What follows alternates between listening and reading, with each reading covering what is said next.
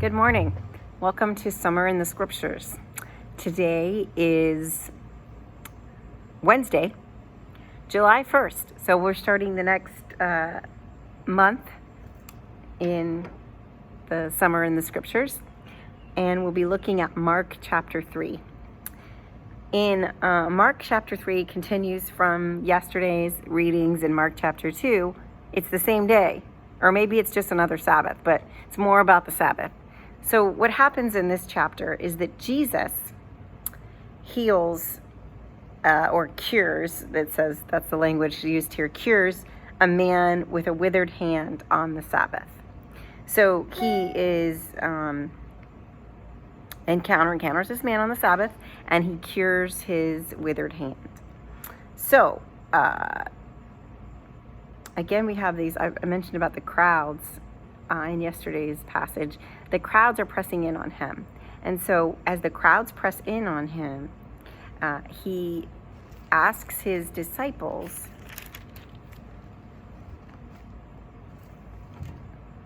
to have a boat ready for him because of the crowd, so that they wouldn't crush him. For he cured many so that all who had diseases pressed upon him to touch him. So what happens here, you have a crowd and he tries to get a boat so I can just slip away. What happens next is something that I want to talk about for this chapter, and it's the messianic secret. So the unclean spirits, whenever he encountered an unclean spirit, so he heals withered hands, paralytic, different things like that. But unclean spirits were the demons. They recognized him, and they shouted at him, "You are the Son of God." And this is what it says. But he sternly ordered them not to make him known. Didn't want anyone to know his identity, which, looks odd to us, because we thought, well, isn't this what the point of the miracles is? Just to make everyone know who you are and who God is. And apparently that's not the point, because he wants it to be a secret. After he says that, he goes up on a mountain and he calls the 12 to him. And then they are named in Mark's gospel, one by one.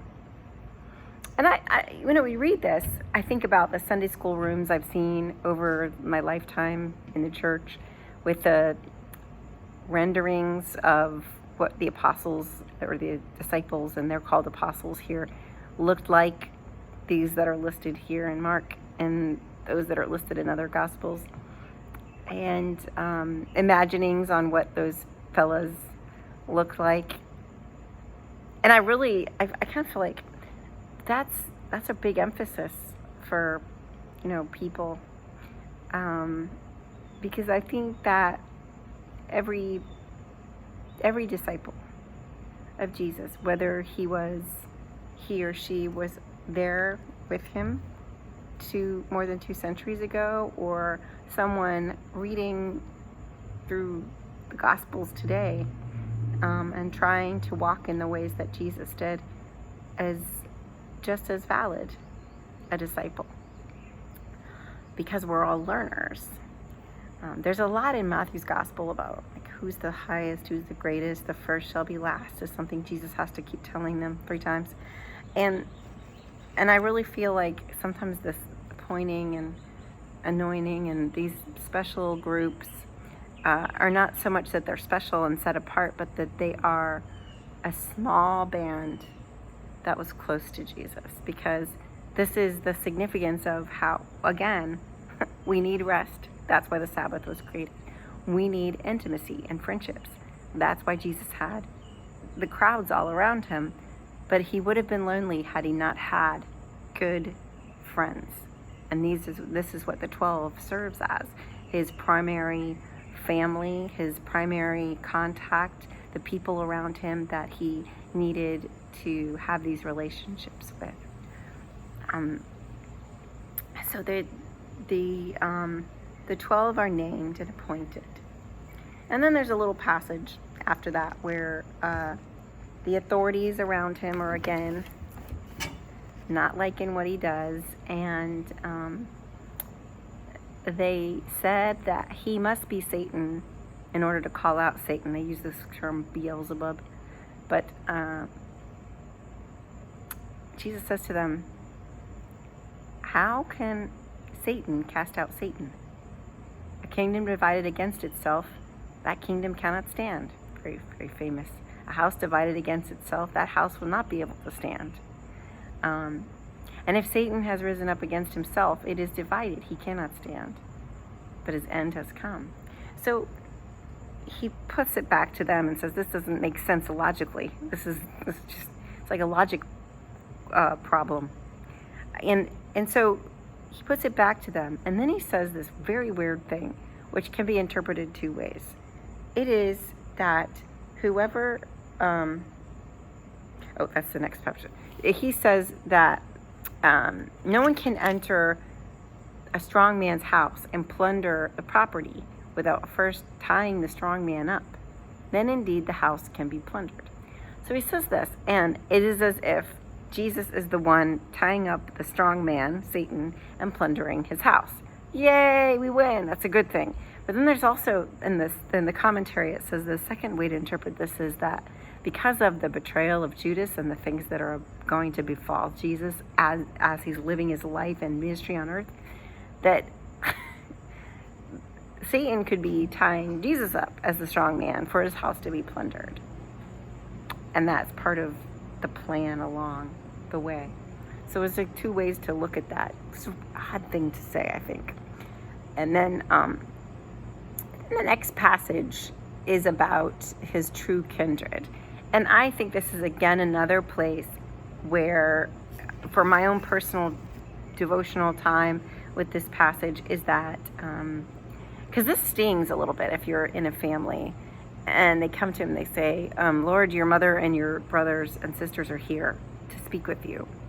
And he goes, who are my mother and my brothers and sisters? And then he's like, look around. He looks around at the people around him that are already there. He says, these are my brothers and mother and sisters. Whoever does the will of God is my brother and sister and mother. And so if you were those people, as actual people that were outside saying, like, we need to speak with him, you may feel like you got knocked down a notch. And over again in the Gospels, people who feel like they have a position somewhere are knocked down by what Jesus says. And we like that to some degree. We're like Americans. We love the underdog. But when it comes to family and this kind of thing, it's not as easy for us to hear. It goes back to this whole idea that God is no respecter of persons. Like, God doesn't say, oh, you count more because you're a part of the gentry, or you matter more because you have more validity than this one over here. And even in familial relationships, you know that saying, blood's thicker than water? People say that about to signify that their blood ties, their kinship relationships are more important than their other relationships. And we have a saying in my family, because we try to be not like that, more like Jesus. We say love is thicker than blood.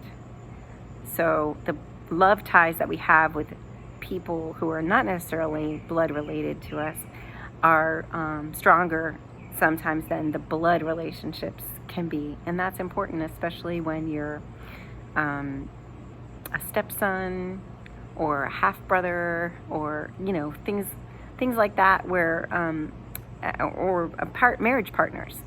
That's the love that ties you together.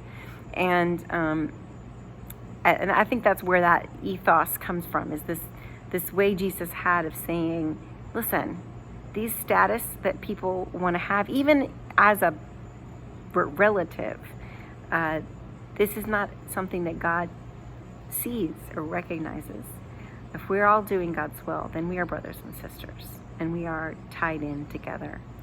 And I really want to encourage you, especially during this time where you might be cooped up with your family and your blood kin isn't your favorite, to think about love ties being stronger than blood ties, and cultivate love ties with people who you are blood related to when you're having to live in their house, like your mom and dad, if you're a kid.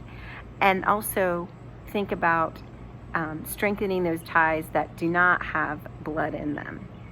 For example, if you have a child that's married and that person is a spouse, try to be, more inclusive of that person. That was your child's choice, but it's also a love tie that's in there, and you can enjoy a love relationship if you open yourself to it with a person that is your contingent in-law or what have you. I would just encourage you my reinterpretation of this statement about who are my brothers and sisters. Blood is thicker than water, but love is thicker than blood. And our love relationships are what signify us as disciples of Jesus, as people who are following in his way. See how they love each other. See how they have compassion and love for others. So, Mark chapter 3.